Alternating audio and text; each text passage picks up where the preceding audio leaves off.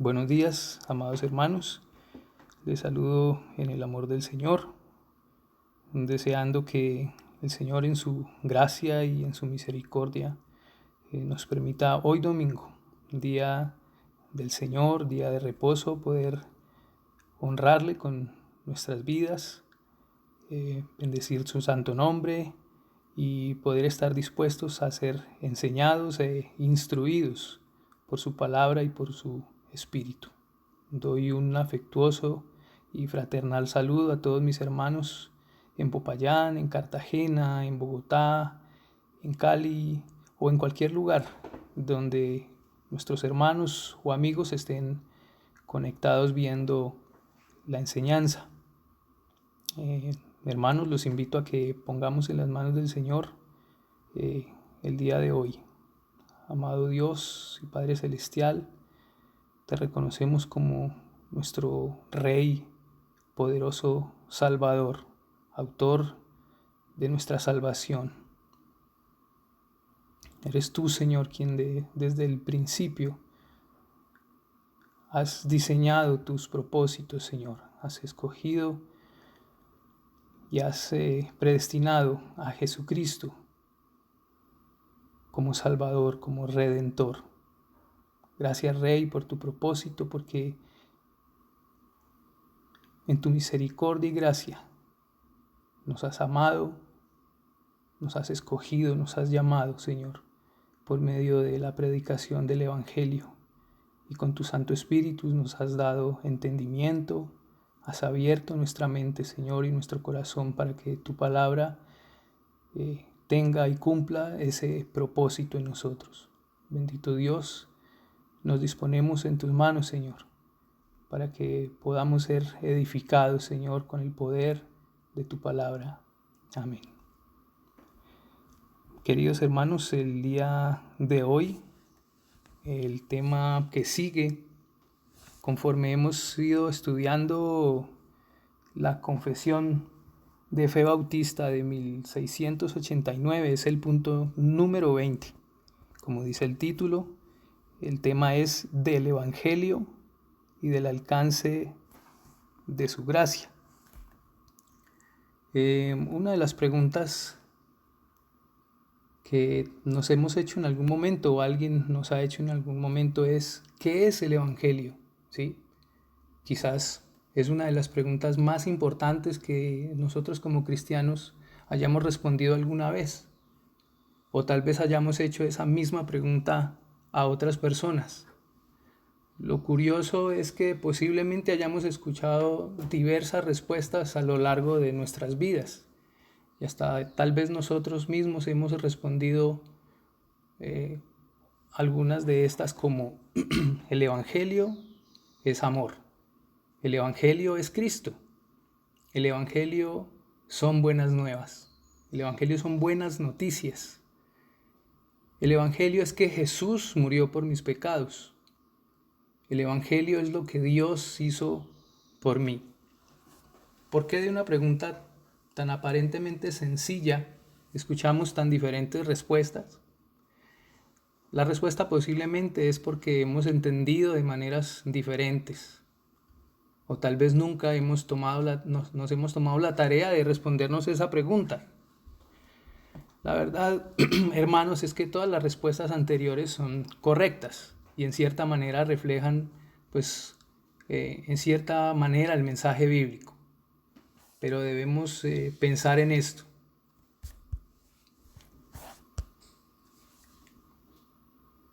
Es necesario que todo creyente debe tener una comprensión correcta de lo que es el Evangelio. Por supuesto que la respuesta es un rotundo sí. Si no hemos entendido hasta el día de hoy qué es el Evangelio, entonces, ¿qué hemos creído todo este tiempo? ¿Por qué nos congregamos? Bueno, las respuestas a este par de interrogantes, pues más adelante las resolveremos con la ayuda del Señor. Queridos hermanos y amigos que me escuchan, es hora de entender qué es el Evangelio. Pues quienes no han entendido, los que ya lo saben, entonces pues lo recordaremos. Hermanos, déjenme decirle que solo hay una manera de hacerlo, y es únicamente por medio de las Escrituras, solamente por medio de la palabra de Dios. Esto también lo veremos un poco más adelante. Más bien pasemos por un momento a ver la definición del término evangelio, del griego evangelion, del cual es el origen la palabra que nosotros conocemos como evangelio.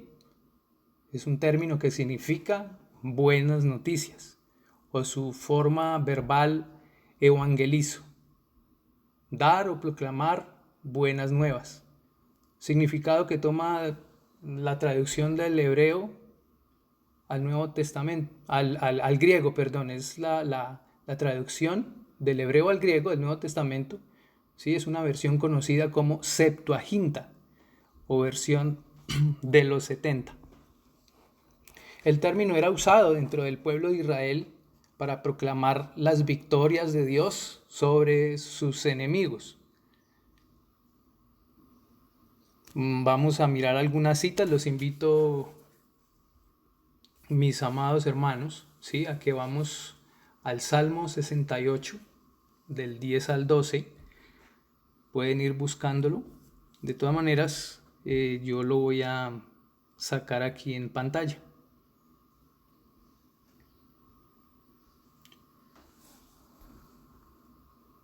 ¿Dónde se usaba este término? Vamos a exponer algunos pasajes donde era expuesto. Salmo 68 del 10 al 12 dice: los que son de tu grey han morado en ella. Por tu bondad, oh Dios, has provisto al pobre. El Señor daba palabra. Había grande multitud de las que llevaban buenas nuevas. Huyeron de reyes de ejércitos. Y las que se quedaban en casa repartían los despojos. Entonces podemos ver que el término, viniendo del hebreo al griego, ¿sí? Es mencionado o es traducido en esta versión de la Septuaginta o de los 70 como buenas nuevas, ¿sí? Miremos otro pasaje en 2 de Samuel, capítulo 18, versos 25 y 26. Voy a leerlo de aquí mismo. El atalaya luego dio voces y lo hizo saber al rey, y el rey dijo: si viene solo, buenas nuevas trae. En tanto que él venía acercándose, vio el atalaya a otro que corría, y dio voces el atalaya al portero, diciendo: he aquí otro hombre que corre solo. Y el rey dijo: este también es mensajero. Bueno, aquí hay algo curioso. Vemos en este último cómo el término evangelion o evangelio está asociado directamente con un mensajero, ¿sí? En aquel tiempo era usado el término heraldo. Era una persona prominente, muy especial para el reino, y eran las personas encargadas de transmitir los mensajes o edictos del rey al pueblo.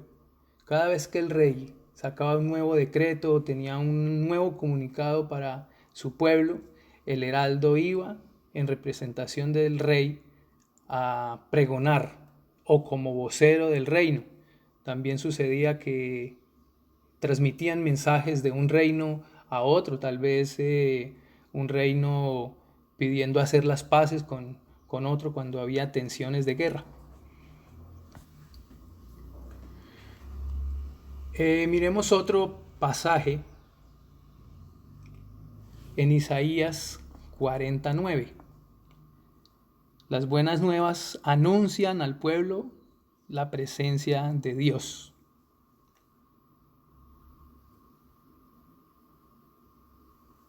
Dice: súbete a un alto monte, oh Sión, portadora o portador de buenas nuevas. Levanta con fuerza voz, o con fuerza tu voz, oh Jerusalén, portadora de buenas nuevas. Levántala, no temas, di a las ciudades de Judá, aquí está vuestro Dios.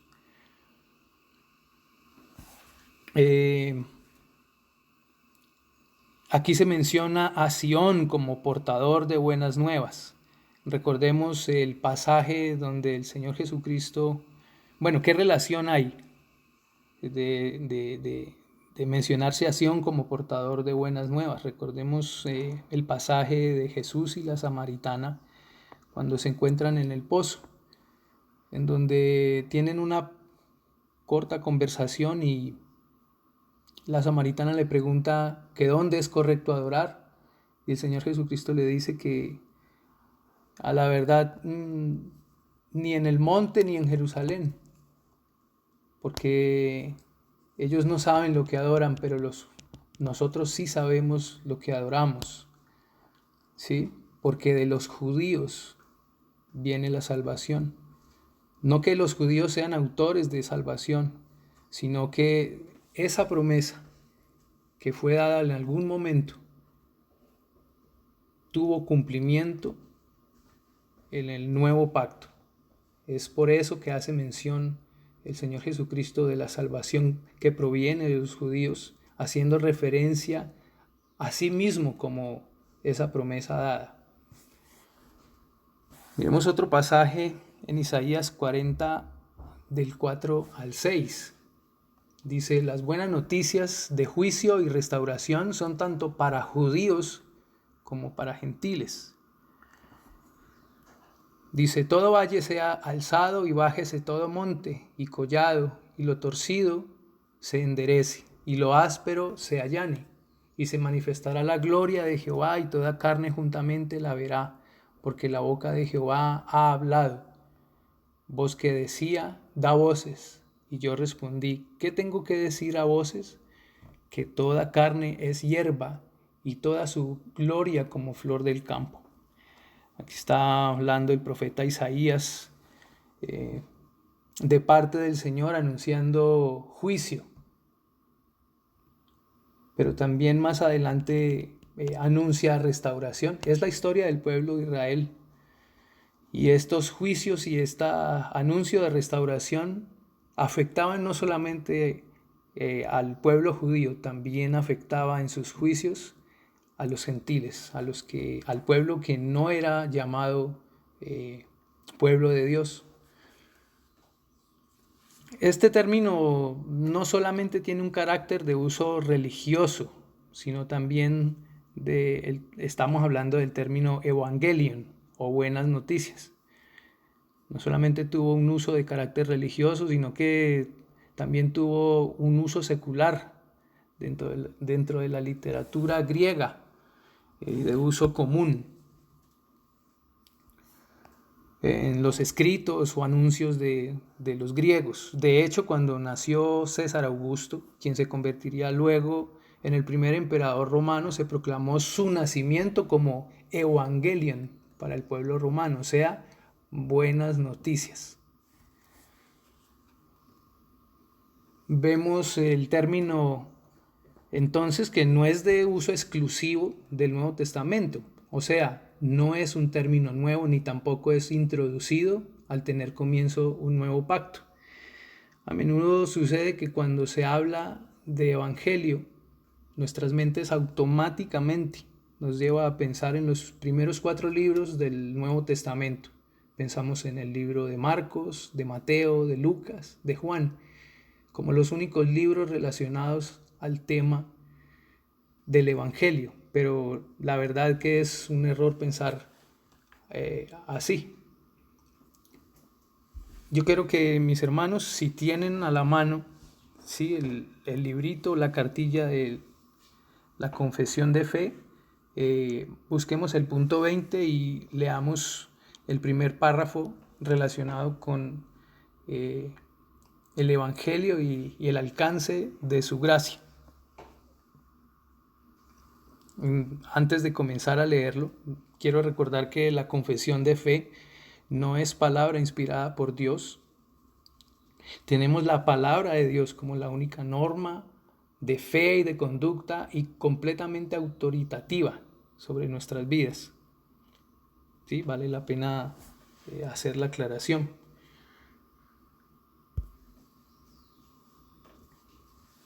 Dice el primer párrafo de la Confesión de Fe Bautista del 1689 acerca del Evangelio y el alcance de su gracia. Dice, habiendo sido quebrantado el pacto de obras por el pecado y habiéndose vuelto inútil para dar vida, agradó a Dios dar la promesa de Cristo, la simiente de la mujer, como el medio para llamar a los escogidos y engendrar en ellos la fe y el arrepentimiento.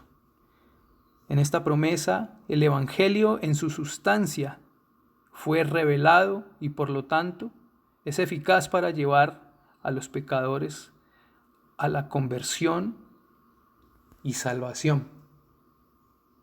Aquí hay varias palabras claves que debemos tener en cuenta, queridos hermanos.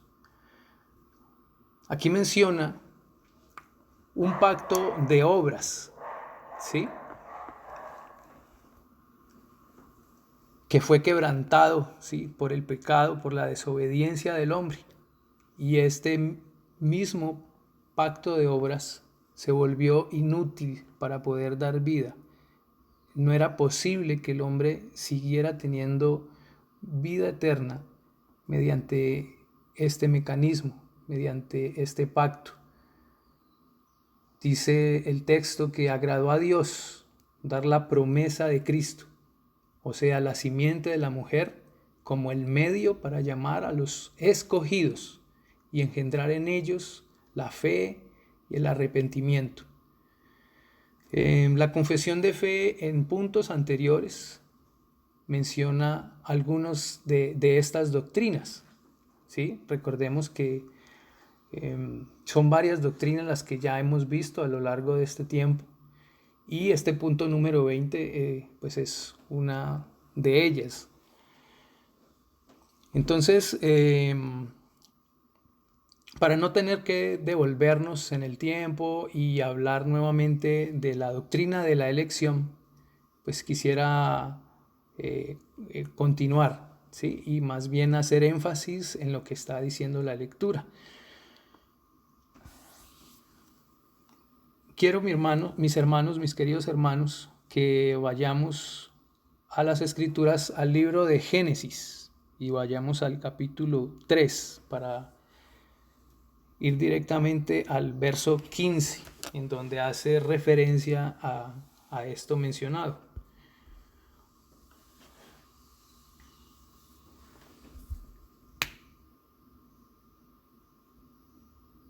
Bueno, este pasaje es el anuncio por primera vez del Mesías. Dios mismo anuncia, ¿sí? En este evento que enviaría a su propio Hijo para cumplir una labor supremamente necesaria. Vamos al texto, mis hermanos. Dice el verso 15: y pondré enemistad entre ti y la mujer, entre tu simiente y la simiente suya. Esta te herirá en la cabeza y tú le herirás en el calcañar. Recordemos, hermanos, este evento que ocurrió en el huerto del Edén, cuando la serpiente tentó a Eva, poniendo parte de la verdad de las Escrituras, con que Dios les dijo que no comieran de todo árbol del huerto.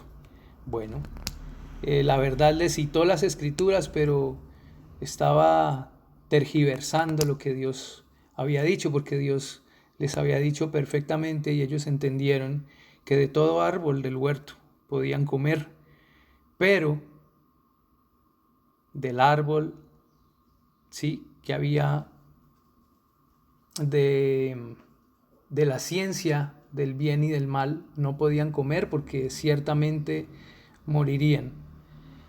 Pero hubo un grande problema acá, y fue que ella le dio cabida a escuchar voces extrañas. Ella conocía perfectamente bien lo que decía o lo que les dijo Dios, la advertencia del Señor acerca de esa desobediencia. Ella se vio seducida y cayó, y asimismo dio a su esposo, a su marido. Pero yo quiero que nos devolvamos un poco a estudiar, porque la lectura del párrafo 1 que menciona la confesión de fe menciona una frase clave, ¿sí? Y es acerca de un pacto.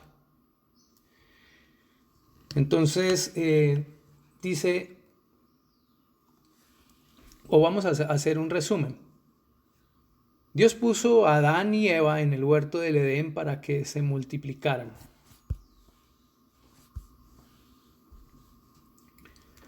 Para que llenaran la tierra con muchos hijos conforme los había creado, o sea, a imagen y semejanza de Dios.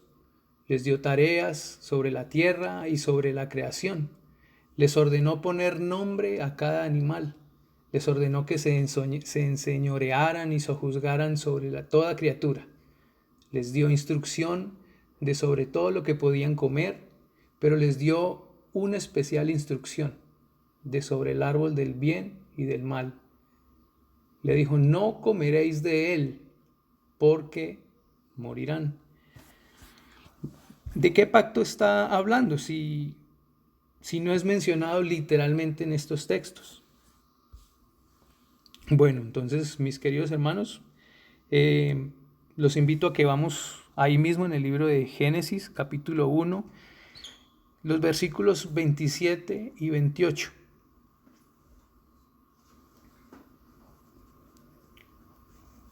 Dice así, y creó Dios al hombre, a su imagen, a imagen de Dios los creó, varón y hembra los creó y los bendijo, y les dijo, fructificad y multiplicaos, llenad la tierra y sojuzgadla, y señoread en los peces del mar, en las aves de los cielos, y en todas las bestias que se mueven sobre la tierra. Aquí les está dando inicialmente unas instrucciones al hombre, a Adán y a Eva.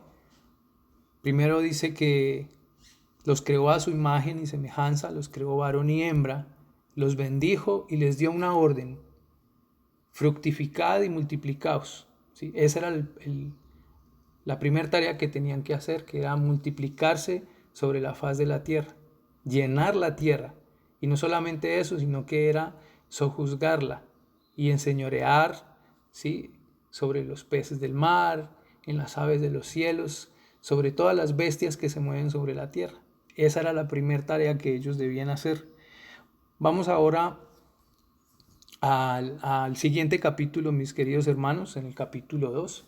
Vamos a los versos 15 y 17.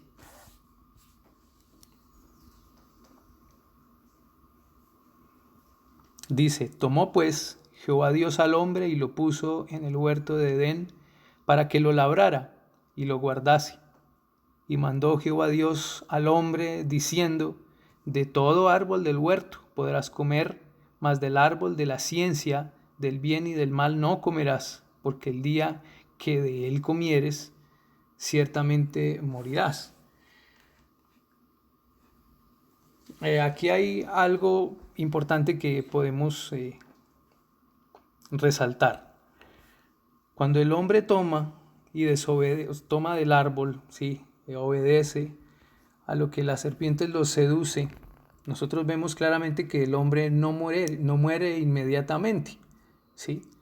Pero entonces vamos a entender a qué se refiere las Escrituras o a qué se refería el Señor cuando les dijo que morirían ciertamente. ¿Sí? Bueno, si bien es cierto que en este evento no se menciona literalmente un pacto, ¿sí?, entre Dios y el hombre, no podemos argumentar tampoco que no existió uno. Suponía que el hombre viviría eternamente en perfecta comunión con su Creador. De no ser por lo que habría de suceder, el hombre desobedecería la voz de Dios, los preceptos o voluntad del Señor. Y el hombre, habiendo sido creado, ¿sí?, recto, cayó y como consecuencia caerían de la gracia de Dios, trayendo sobre sí, sobre su descendencia, maldición y muerte espiritual.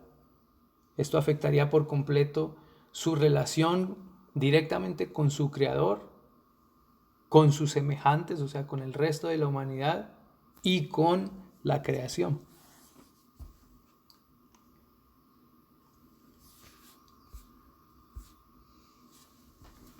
En este marco de eventos que nos presenta las Sagradas Escrituras, tanto la caída y maldición de la creación por causa del hombre, como el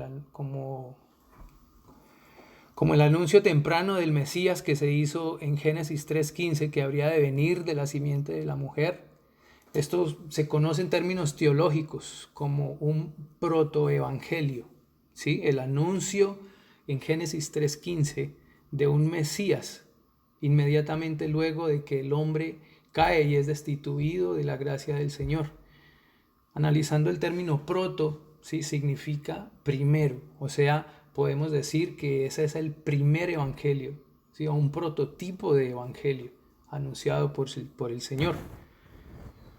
Amados hermanos, el evangelio es concebido y acordado en la eternidad.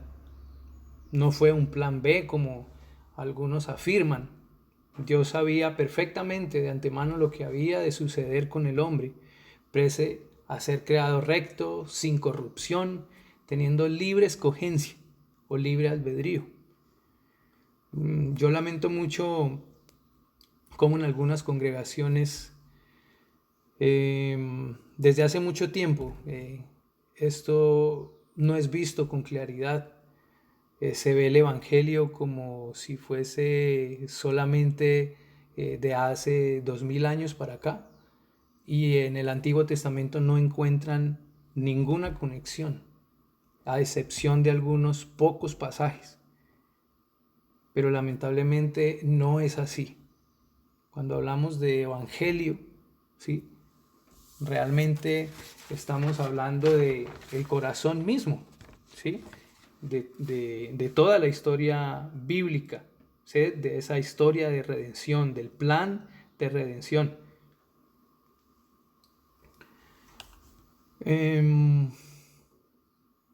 Yo les voy a pedir a mis hermanos que por favor vayamos ahora al libro de Efesios, ¿sí? En el capítulo 2.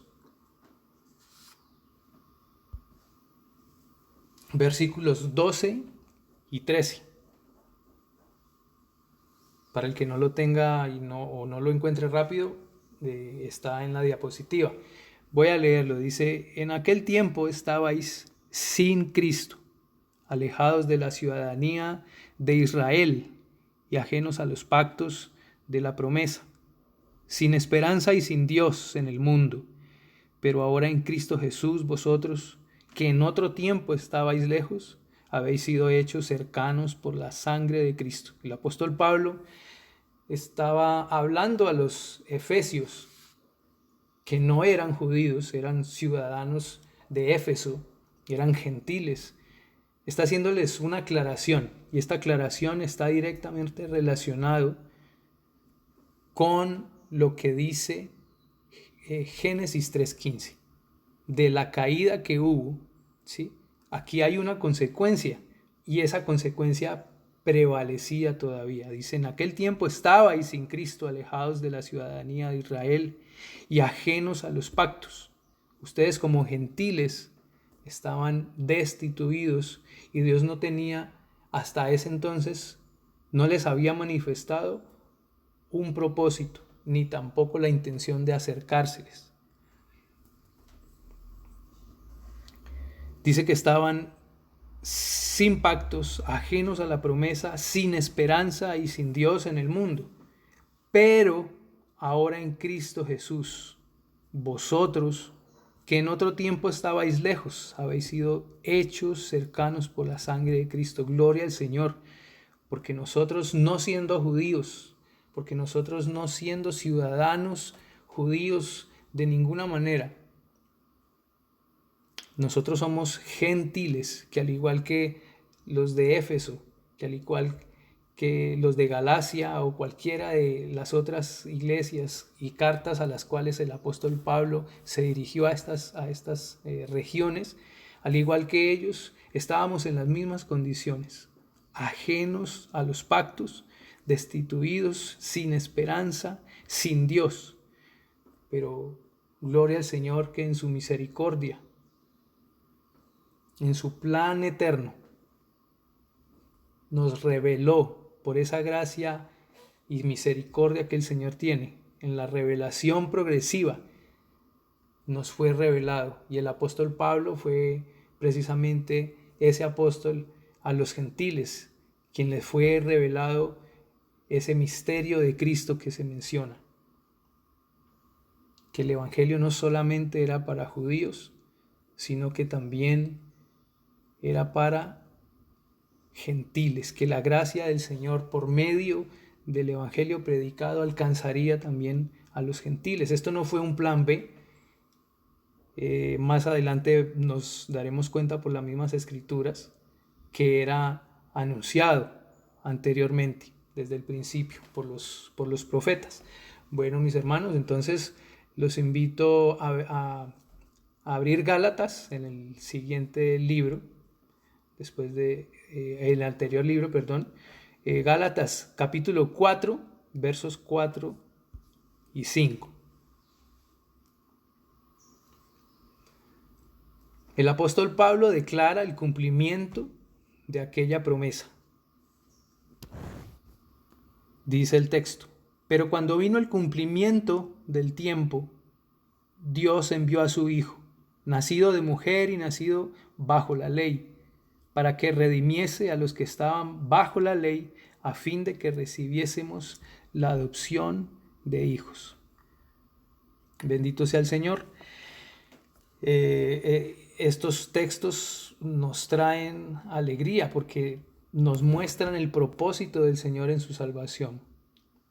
Eso es glorioso poder entender esto a la luz de la revelación progresiva. El apóstol Pablo hace mención de esto y declara que esa promesa que fue hecha algún día, ¿sí?, que inició en Génesis 3:15, luego fue esa promesa hecha a Abraham, esa promesa que se sabía que luego iba a continuar más adelante por esa descendencia justa que vendría a desembocar en Jesucristo, vendría a ser para nosotros nuestra redención. Yo quiero volver a leerlo, mi hermano. Dice Gálatas 4, versos 4 y 5. Pero cuando vino el cumplimiento del tiempo, Dios envió a su Hijo, nacido de mujer y nacido bajo la ley, para que redimiese a los que estaban bajo la ley, a fin de que recibiésemos la adopción de hijos. Recordemos que estar bajo la ley, ¿sí?, es el simple hecho de que la ley nos condena, y la ley fue dada para manifestar o revelar el pecado. Nadie pudo ser salvado ni será salvado a través de la ley. La ley lo que hace es traer a la luz nuestro pecado, pero Jesucristo vino a ocupar ese lugar. ¿De quiénes? ¿De todos? No. De aquellos a quien mencionan las Escrituras de que el Señor en un principio nos escogió, ¿sí?, en amor habiéndonos predestinado, ¿sí? Bueno, mis hermanos, vayamos a otro texto. En este caso es el libro o la carta a los Romanos, capítulo 1, versos 1 y 2. El apóstol Pablo hace mención de este evangelio antes anunciado por los profetas. Dice: Pablo, siervo de Jesucristo, llamado a ser apóstol, apartado para el evangelio de Dios, que él había prometido antes por sus profetas en las Santas Escrituras, acerca de su Hijo, nuestro Señor Jesucristo, que era del linaje de David, según la carne, que fue declarado Hijo de Dios con poder, según el Espíritu de Santidad, por la resurrección de entre los muertos, y por quien recibimos la gracia y el apostolado para la obediencia a la fe en todas las naciones, por amor de su nombre, entre los cuales estáis también vosotros, llamados a ser de Jesucristo.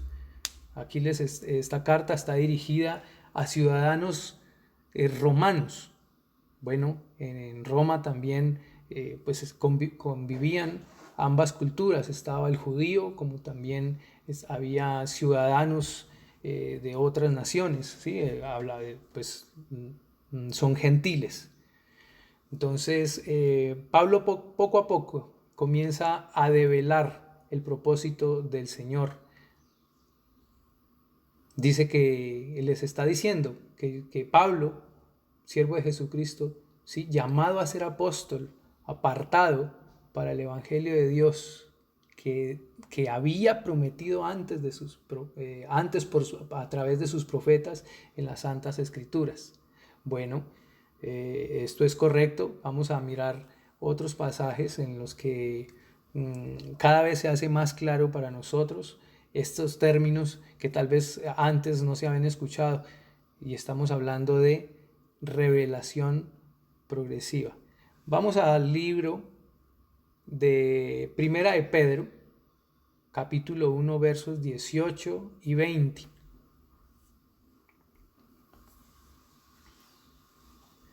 Pedro afirma que Cristo, como un cordero sin mancha, había sido predestinado desde antes de la fundación del mundo. Sabiendo que fuisteis rescatados de vuestra vana manera de vivir, la cual recibisteis de vuestros padres, no con cosas corruptibles como oro o plata, sino con la sangre preciosa de Cristo, como de un cordero sin mancha y sin contaminación, ya destinado desde antes de la fundación del mundo, pero manifestado en los postreros tiempos por amor de vosotros. Este texto, por encima de muchos otros, nos muestra que el propósito de Dios en Jesucristo no fue un propósito o un plan B. Nos muestra que Cristo mismo fue predestinado desde antes de la fundación del mundo como cordero, sin mancha, perfecto, sin arruga, para que cumpliese un propósito.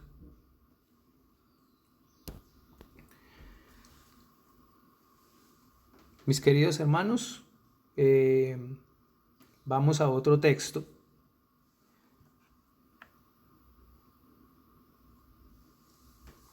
Vamos a Hebreos capítulo 11. Aquí yo solamente tengo el verso 13, pero yo quisiera hacer una lectura desde el verso 5, porque me parece sumamente importante hacer mención de esto. Todos fueron salvos por la fe en la promesa.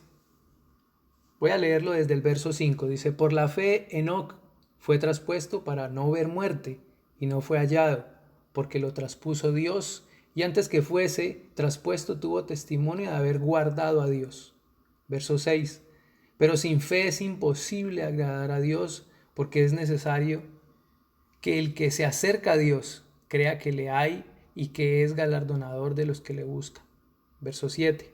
Por la fe Noé, cuando fue advertido por Dios acerca de cosas que aún no se veían, con temor preparó el arca en que su casa se salvase.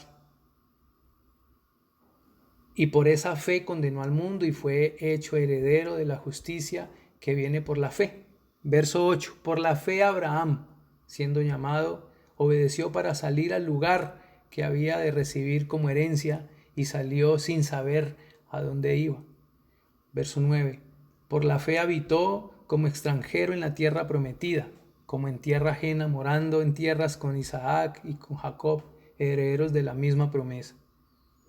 Verso 10. Porque esperaba la ciudad que tiene fundamentos, cuyo arquitecto y constructor es Dios.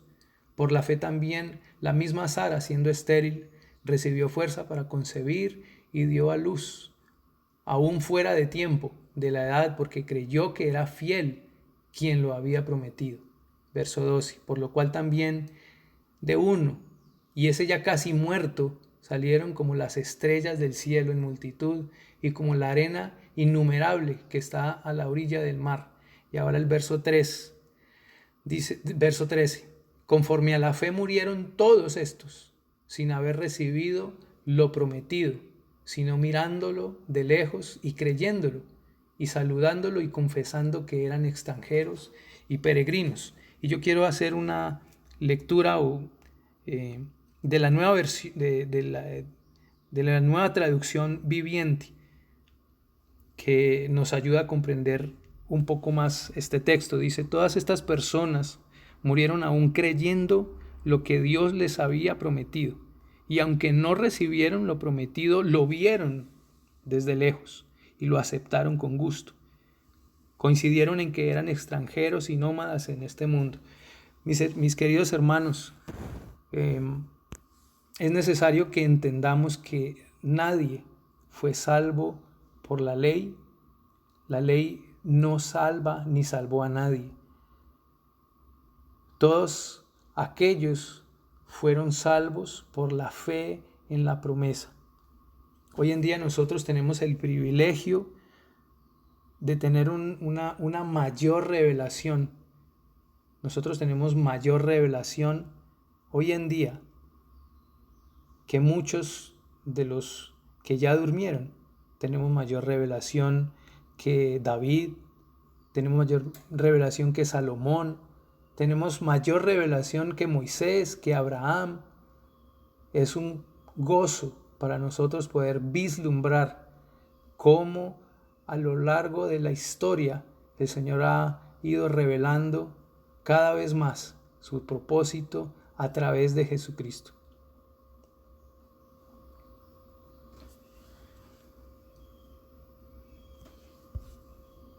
Vamos, queridos hermanos, al libro de Hebreos, capítulo 11, versos 24 al 27.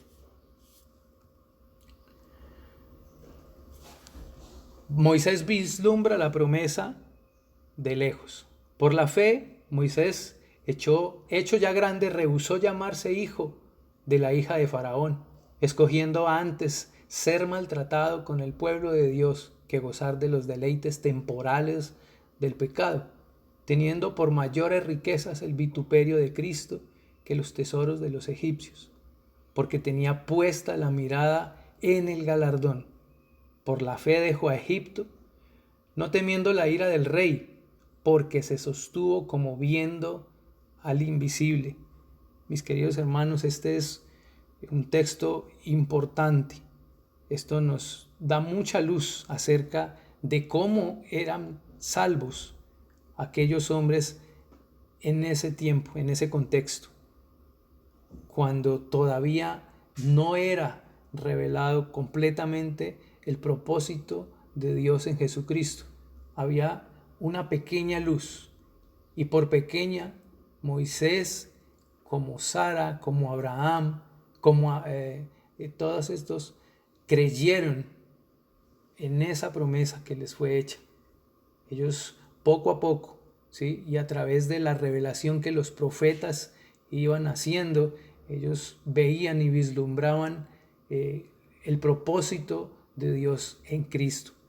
No llegaron a verlo tan claro como hoy en día nosotros lo vemos, pero el Señor les permitió y les dio el privilegio de poder ver a lo lejos, como a Moisés. Dice, teniendo mayores riquezas, ¿sí? El vituperio de Cristo que los tesoros de los egipcios, porque tenían puesta la mirada en el galardón. Por la fe dejó a Egipto, no temiendo la ira del rey, porque se sostuvo como viendo al invisible. Es hermoso, mis hermanos. Hay otro texto muy hermoso también. Vamos por favor a Lucas capítulo 2, versos 29 y 32.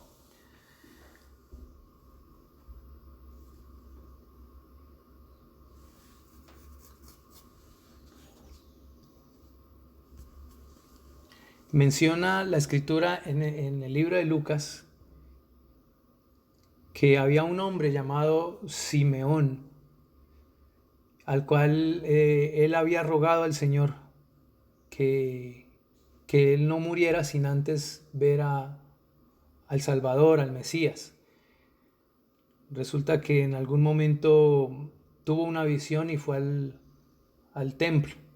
Y en ese momento llegaban los padres de Cristo, de Jesús, con el niño aún pequeño en brazos. Y Simeón tuvo el privilegio de tomarlo en sus brazos y cargarlo. Y cuando esto sucede, Simeón pronuncia estas palabras que están del verso 29 al 32. Dice: ahora, Señor, despides a tu siervo en paz, conforme a tu palabra, porque han visto mis ojos tu salvación, la cual has preparado en presencia de todos los pueblos, la luz para revelación a los gentiles y gloria de tu pueblo Israel. Qué día yo meditaba en estas palabras y me gustaría poder despedirme de esta tierra, de este mundo así. Señor, te doy gracias, Señor, porque me has permitido ver a Cristo, me has permitido ver a ese Mesías. No lo puedo ver físicamente como lo vio Simeón, pero pude verle a través de esa revelación que me diste, a través de el entendimiento de tu palabra y por la revelación de tu Espíritu Santo, Señor. Te doy gracias por mostrarme a Cristo. Hermanos, vamos al libro de Lucas. Bueno, estamos en el libro de Lucas, pero vamos al capítulo 24 para terminar. Versos 25 y 27. En este pasaje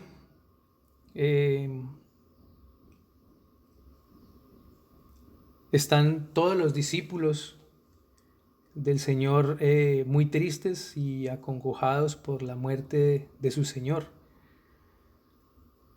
Y era el día domingo, primer día de la semana, en donde se preparaban algunas de las mujeres para llevar inciensos y algunas aromáticas para arreglar el cuerpo del Señor. Entonces fue quitada la piedra, encontraron la piedra quitada del sepulcro y estas mujeres se asustaron. En ese momento se encuentran con ángeles y ellas postran sus rostros en tierra y ellos le dicen que por qué buscan al que ya, entre los muertos, al que ya ha resucitado. Entonces estas mujeres corren inmediatamente a avisar a los discípulos de lo ocurrido. Pedro se levanta y va a la tumba y no lo encuentra. En esas, simultáneamente sucede algo. Dos hombres camino a Emaús, dos de los discípulos camino a Emaús, se van dialogando por el camino, hablando de lo que está sucediendo. Ellos se encuentran supremamente decepcionados, tristes, porque menciona este capítulo 24 del libro de Lucas que ellos esperaban que Jesús era quien iba a libertar a su pueblo de la opresión. Ellos esperaban que el Mesías les libertara de manera política, de que les libertara de manera física de la opresión que estaban siendo sometidos bajo el imperio romano. En ese momento el Señor Jesucristo les sale al camino, pero ellos no le reconocen. Menciona que el Señor veló su rostro delante de ellos para que no le reconocieran y él les pregunta por qué están así en esta situación, comentando y hablando con tristeza, y ellos se asombran y le dicen: pero ¿cómo es posible que no sepas lo que acaba de suceder? Jesucristo, este varón recto, fue asesinado por manos de los judíos y y de los romanos, fue entregado, fue muerto a manos de ellos, y que ahorita todas sus esperanzas quedaban en el olvido. Entonces el Señor les hace un llamado de atención, y es aquí justo donde quiero que leamos. Dice, entonces Él les dijo, oh insensatos y tardos de corazón para creer todo lo que los profetas han dicho. ¿No era necesario que el Cristo padeciera estas cosas y que entrara en su gloria? Entonces, comenzando desde Moisés y siguiendo por todos los profetas, les declaraba en todas las escrituras lo que de él decían. Este camino de Emaús, que dice que era más o menos de 60 estadios, ellos se demoraban un buen tiempo en llegar allá caminando. Pues durante todo ese trayecto, el Señor Jesucristo les dio una clase maestra teológica, exponiéndole a través de todas las escrituras, como dice aquí, desde Moisés. Cuando las escrituras hacen referencia a eso, estamos hablando Génesis, Éxodo, Números, Deuteronomio, ¿sí? Entonces el Señor les está exponiendo desde el principio de las escrituras, ¿sí? Siguiendo por todos los profetas, ¿sí? Les declaraba en todas las escrituras todo lo que él decía. Era una clase que jamás podrían haber recibido sino de parte del mismo Señor. Mis hermanos, hay muchos temas a partir de aquí. El tema que viene es el punto 2 o el párrafo número 2, ¿sí? Que habla la confesión de fe. Y es esa promesa de Cristo, ¿sí? Y la salvación por medio de Él, que es revelada únicamente a través de las Escrituras. Una revelación necesaria, revelación que no puede darse a través de las cosas creadas. No es posible tener revelación de la revelación general que Dios hizo en los cielos y en la tierra. Sí, como dice que los cielos cuentan la gloria de Dios. No es posible a través de la creación tener revelación del Hijo y del propósito en la salvación. Hay una pequeña reflexión que quiero que tengamos, mis queridos hermanos, y la titulé Muchas historias que nos cuentan la gran historia. Dice, el Evangelio debe ser entendido dentro del contexto de la historia redentora, toda la narrativa bíblica, del Antiguo Testamento y Nuevo Testamento. Comprende desde el Edén hasta el Apocalipsis. Todo ese conjunto de historias claramente involucran literal o de manera simbólica a Cristo y su obra redentora. No podemos de ninguna manera, mis queridos hermanos, ver las Escrituras como un compendio, como un conjunto de historietas muy divertidas o muy interesantes con una moraleja al final. No es así. De pronto alguno de los amigos que nos escuchan, la historia de las Escrituras todas están hiladas por la historia de la redención. Tienen un hilo conductor. Todas convergen en Jesucristo, queridos hermanos y amigos.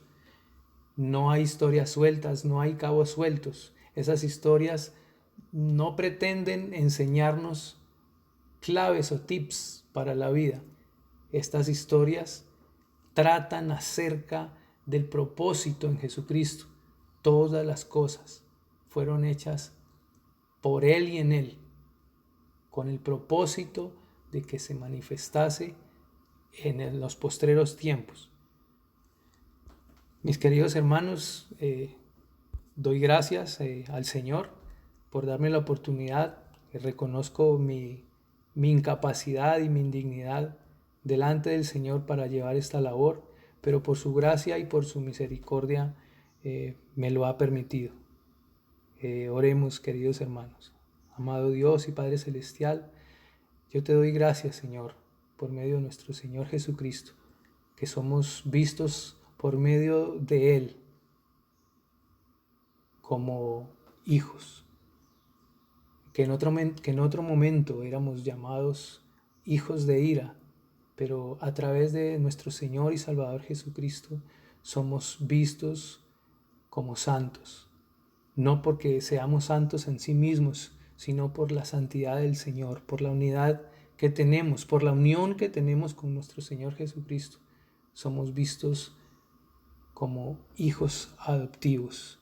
Bendito Dios, te damos gracias por esa misericordia revelada, bendito Señor, a través de toda la historia de las Escrituras, anunciada en Génesis, luego proclamada por los profetas, confirmada y cumplida en el nuevo pacto.